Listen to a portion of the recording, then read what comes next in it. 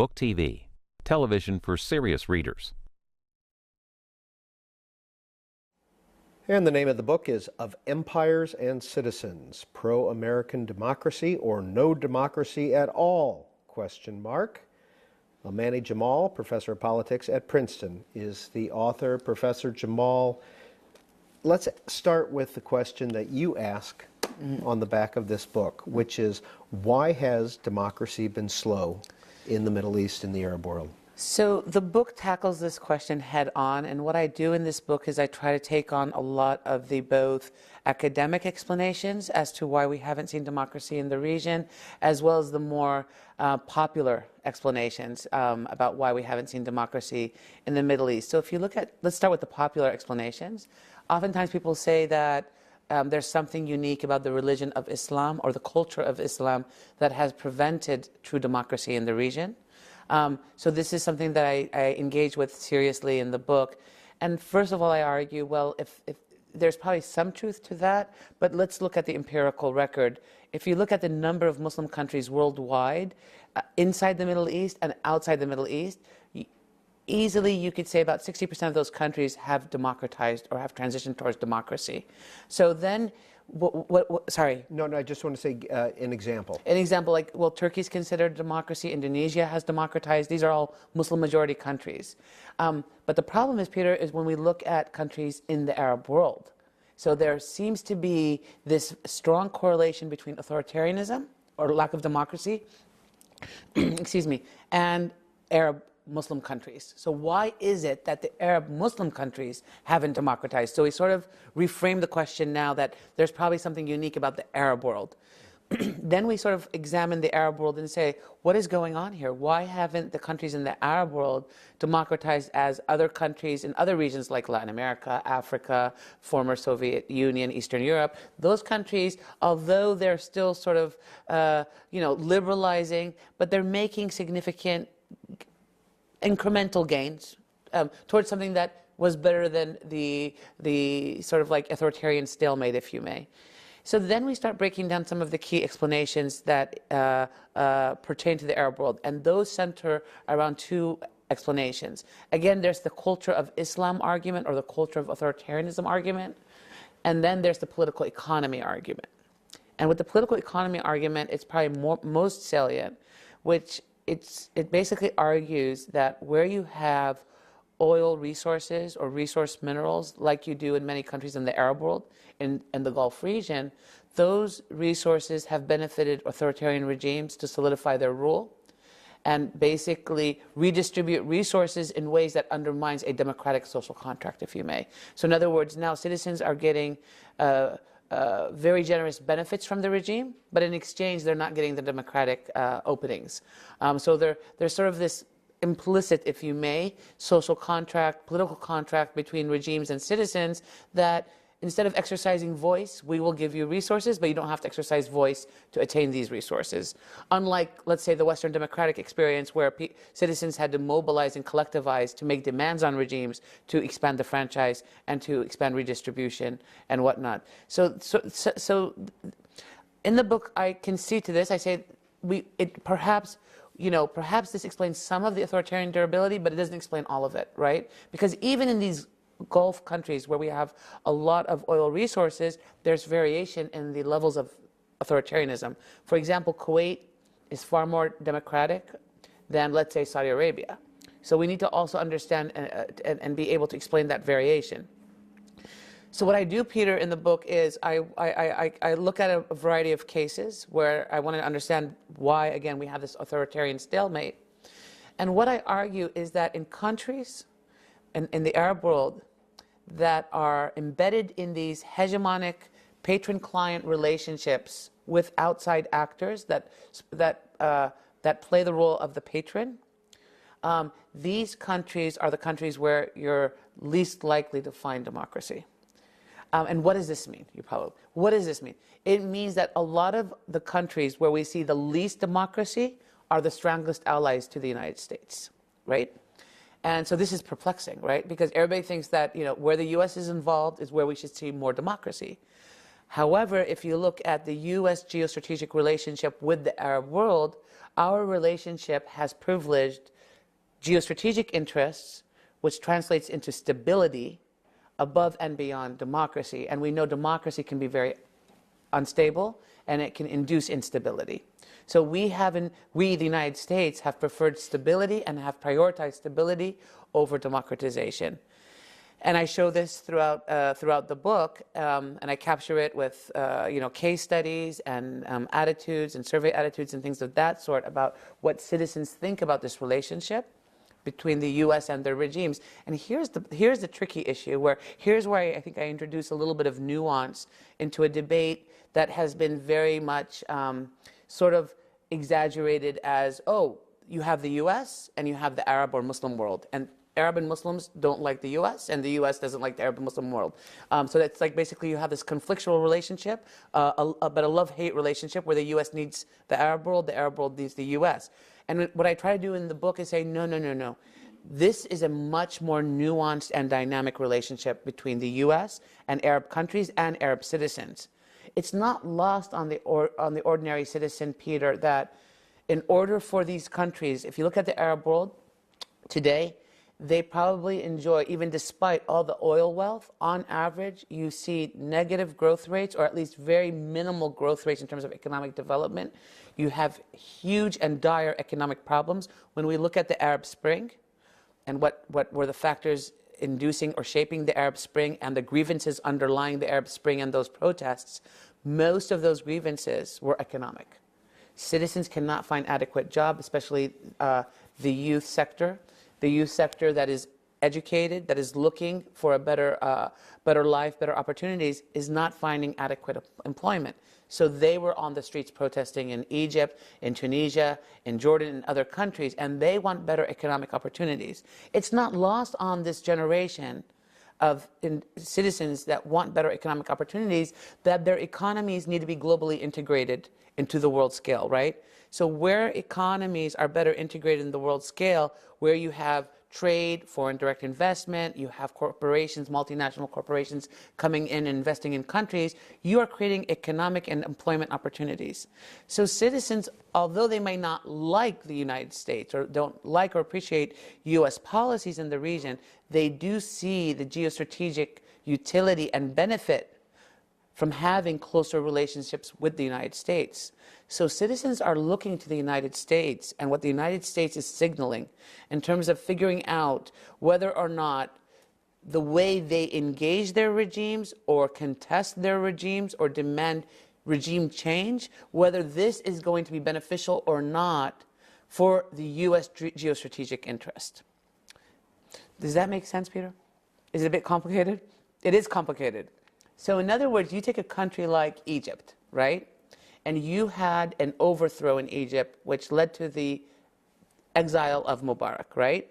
And what happens there is a debate ensues, right? You had Mohamed Morsi elected by a democratic majority, slightly so. And then a debate ensues about whether or not the Muslim Brotherhood of Egypt is going to be beneficial not only to Egyptians, but if you look at the debate that even ensued in the United States, it was a debate about whether the Muslim Brotherhood can be an actor, a movement that the U.S. can trust, that the U.S. can work with, that the U.S. can establish a geostrategic relationship. Furthermore, the conversation also was expanded to ask whether or not Mohamed Morsi could play Egypt's instrumental role in the region. Could Mohamed Morsi and the Muslim Brotherhood maintain the peace treaty with Israel? Could Mohamed Morsi and the Muslim Brotherhood continue their regional influence as they did under Mubarak, right?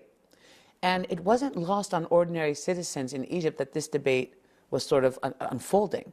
And people were really worried about whether or not Mohamed Morsi was going to be able to honor agreements, peace agreements, trade agreements, economic agreements, military agreements with the United States, right? So the idea is that people weren't necessarily only assessing the Morsi government against its own domestic record of whether or not, they adjusted the tax rate or they were expanding employment opportunities. These were issues, but the international dimension of this And the regional dimension of this, while looking at the U.S. geostrategic preference, also played into that assessment.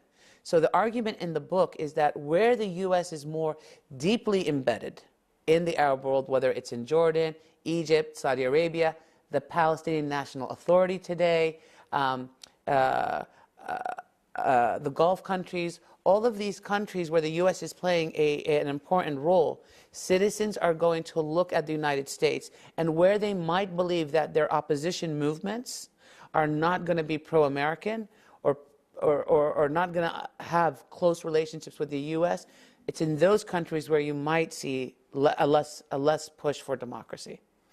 Something else I took of Empires and Citizens, in a sense, did the U.S. write off Tunisia and Egypt and allow the Arab Spring to happen? Is that a fair statement at all? I think the Arab Spring took the United States by surprise, right?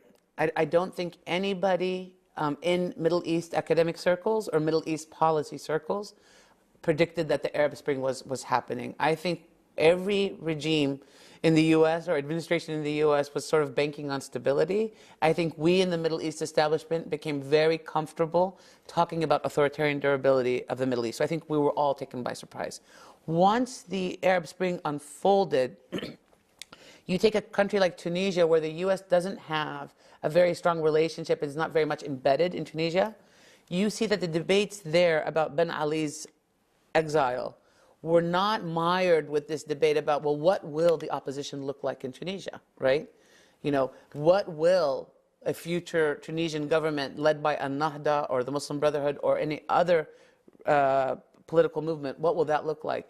I think we were far more concerned about what was going to happen in Egypt. If Mubarak steps down, who will replace Mubarak? If the Muslim Brotherhood, and immediately the debate shifted to, will the military stay intact in Egypt, and will we still have those close relationships with the military in Egypt? Will the United States still have close relations with the military? And the second debate that ensued was, will the Muslim Brotherhood win the elections? And a lot of people argued initially in the early days of the Arab Spring, there's no way the Muslim Brotherhood will win the elections. That was the sort of like this implicit consensus. When the Muslim Brotherhood did in fact win the election, the debate shifted to, can the Muslim Brotherhood play the role of what we the United States have comfortably believed that our Egyptian allies and counterparts should play in the region? And there's a whole history there. There's a military history. There's, again, the peace treaty with Israel is very important. There's the regional role that Egypt plays. There's the regional role that Egypt plays vis-a-vis other neighbors. So this was really important. And so the debate shifted to, can Morsi uphold, and the Muslim Brotherhood uphold these agreements in ways that will make the U.S. comfortable? I believe that the U.S. genuinely tried to give the Morsi government the benefit of the doubt.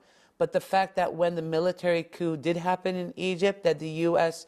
more or less sided on the side of the coup, sort of indicates maybe that it wasn't as comfortable with the Muslim Brotherhood and the Morsi government as we thought they were. Amaney Jamal, the U.S. policy has been to push democracy in Iraq. Is it successful? What's the result? The result, unfortunately, has not been successful. I mean, in many ways, if you look at the problems right now in Iraq, in Syria, especially with ISIS, a lot of scholars and academics place it back to what happened with the U.S. invasion of Iraq, especially with the U.S. privileging a Shia majority government while not taking into account Sunni grievances in Iraq, gave and fueled movements like ISIS, that mobilized on this kind of Sunni consciousness, this Sunni sectarianism, gave those movements fuel. So it's really quite unfortunate. And I think until we can resolve what's going on with ISIS right now, ISIL in Syria and in Iraq, the future of democracy in Iraq is still very much questionable and debatable. Syria, Jordan, Saudi Arabia, non-democracies. Yes. Is democracy, in your view, a laudable goal? I for think those countries? so. If we look at public opinion in the Arab world, if you look at the grievance structure in the Arab world, there's two things going on. One is the dire economic circumstances for many citizens in these regions. Again, the region as a whole is on average, above the median GDP in the world. There is wealth in the region, but the wealth is not equally distributed. It's concentrated in the Gulf. There's a lot of there's a lot of poverty. There's a lot of unemployment, and this is a huge source of grievance. When we have this type of grievance structure, it's going to fuel instability. So if you're the United States, you're looking at this, or so the United States is basically saying, look, we have now this crisis in Syria and Iraq. We have authoritarian regression in many Arab countries. We certainly don't want to destabilize the region right now anymore. You have the ongoing tensions with Iran and Hezbollah and Lebanon, fueled in the Syria conflict. So people want stability. When you look at the average citizen on the street in the Arab world, that citizen wants economic opportunities, wants political opportunities as well. So that citizen would benefit from democracy, but is also cognizant of the fact that democracy might mean regime change, and regime change means instability, and instability might mean even alienating whatever good relationship that you might have now with external actors, especially the United States. So I think right now, if we go in and ask people about how to assess this situation, given the fact of what's happened, where Egypt is considered unsuccessful as a democratizing project, where Yemen basically is falling apart, Libya is a failed state, Syria is in a civil war that can last for at least 5 to 7 more years at least. Then you have ISIS. I think the average Arab citizen is saying, look, things are really lousy, and as long as my country is holding it together, I'd rather sort of just watch and see what happens, rather than push for more democracy right now. It's not because the average citizen doesn't appreciate or respect democracy. I think they're worried about what democracy might mean. It might mean instability internally. It might mean also external alienation from the outside world. And this is a region that can't really afford either of those options. Professor Jamal, one of the other countries that you looked at of empires and citizens was Morocco. Right. Seems to be some relative stability there. Is it because of geographical location, et cetera? I think in Morocco you have had basically a king that has realized that there were a lot of tensions, a lot of grievances in Morocco. So he's expanded gradually in terms of allowing for some political reforms, trying aggressively to economically reform the country, although we haven't seen the positive gains coming out of that. So the grievance structure is still very, there are a lot of grievances still underlying Morocco, but nevertheless Morocco is stable.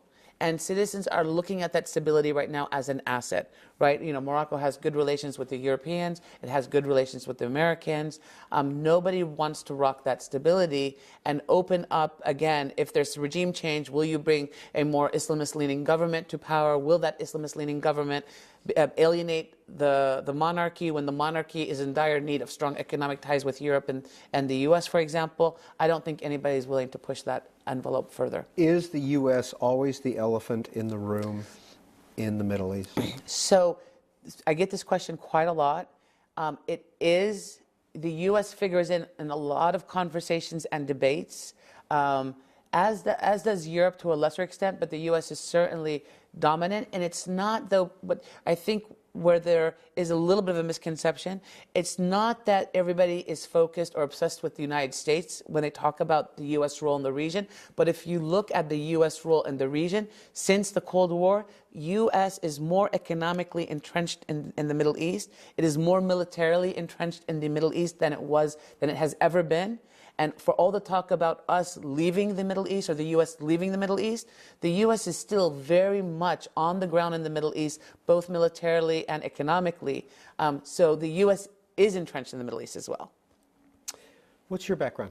My background is I'm an Arab American.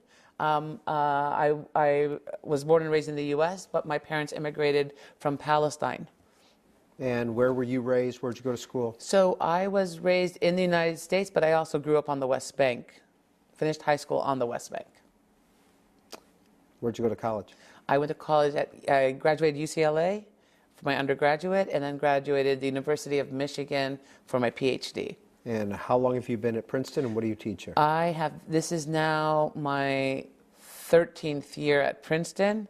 I teach politics of the Middle East at Princeton. And when students come in, Yes. what do you hope they take out of that class?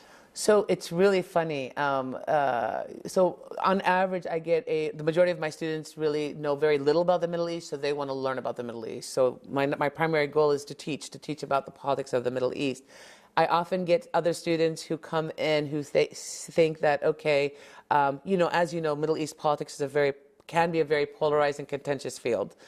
So I'll get students coming in with very determined and set viewpoints about the conflict, and they'll come in to see whether or not I'm going to reinforce that viewpoint or I'm going to argue against their viewpoints. And that's not what we do in my class. My class is designed as a learning experience, and I have a really nice exercise actually in the class, especially for the students who come in with very solid or very hardened viewpoints about the Middle East. We do a debate. We do an exercise where the students participate in a debate, and I ask the students what side of the debate they want to argue. And once they assign themselves to a particular side or a particular issue, then I ask all the students to switch roles so that you end up having to argue and debate the side that you didn't sign up to debate. And that has proven to be an extremely educational experience.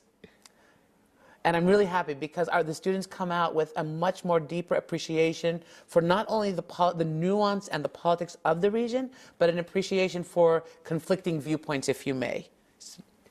Amaney Jamal, as we're speaking here, Right. Benjamin Netanyahu is speaking to the U.S. Congress in Washington. Right.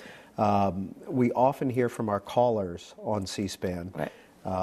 That Israel is the cause of so much of the conflict in the Middle East. Right. Do you agree with that? No, I mean, I think to say that all the problems in the Middle East can be attributed to Israel is also is a grotesque overstatement of the dynamics and the nuance underlying all the problems in the region. I mean, there is a resource wealth issue. The U.S. policies and geostrategic interests in the region and the way those have manifested into actual policies. You have this extremist problem with ISIS. So to say that's all Israel, no. Having said that, the ongoing Israeli occupation of the West Bank and Gaza, in my opinion, especially the West Bank, has not helped move the Middle East forward.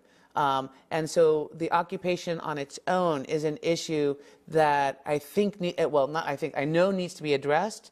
And it's, leaving it, leaving it as it is without any clear roadmap as to where the conflict is going, I think is not helping the region. It's not helping the United States in the region. It's not helping move the region forward. Who designed the book jacket, and what are you trying to convey here? So the book jacket was designed with my colleagues here at Princeton University Press, and what we were trying to convey is that you have a strong military U.S. presence in the Middle East. And the jets at the top? That's the military presence. That's the U.S. That's the U.S. That's the U.S. Yes. All right. So back to the book. In summary of Empires and Citizens, somebody picks this up. What do you want them to learn? I want them to learn that there's much more going on in terms of Middle East politics than what you're going to see on a clip from Fox News, for example. This book tries to capture a lot of the debates, a lot of the arguments, bring it together in a nuanced way to basically say, look, here's how all these factors play out. The domestic factors, the religious factors, the regime factors, the international factors, and it sort of brings it together in a way to explain why we see authoritarian durability and where we possibly are going to see more democratic evolution. So that's what the book hopes to accomplish. I think it does accomplish that, and it really nuances our understanding of what is going on in the region of the Middle East.